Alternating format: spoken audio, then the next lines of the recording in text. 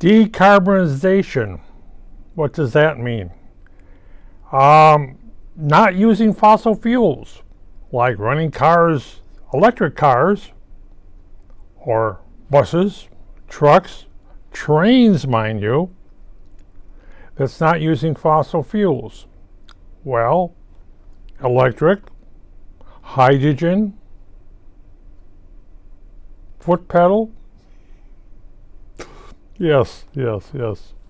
Well, it may seem strange, but one of the things you're talking about is train travel, high-speed train travel, using hydrogen fuel cells to run a train in California.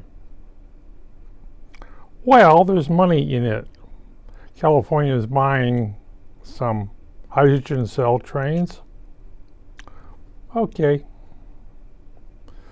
They're basically also talking about electric trains. Now, in Chicago,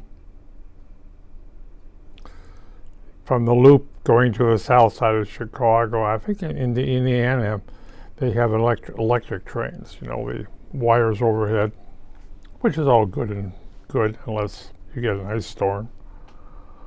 But also doing that for in cities, like electric streetcars, L trains, and that.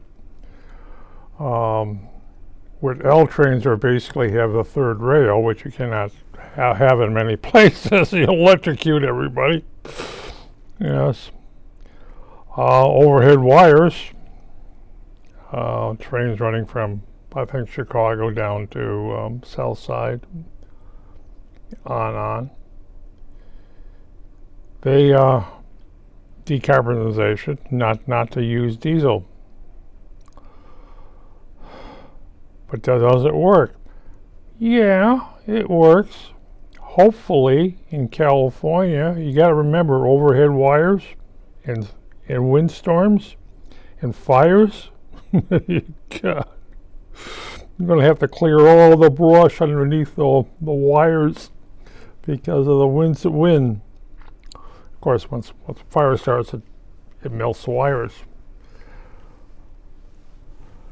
But they're going to try to do it, and they can figure that they can do is set a rail across the United States, moving from New York to Los Angeles, using a whole new rail system and high-speed rails.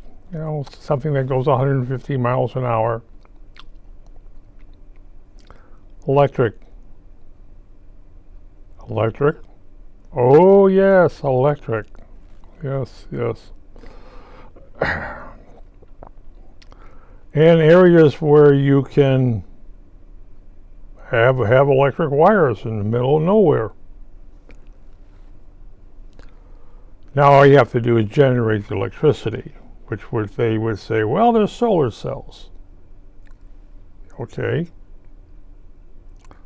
And there's windmills. Okay. And there's nuclear power. Okay. And there's hydroelectric electric. Okay. And that's their thing for high-speed trains.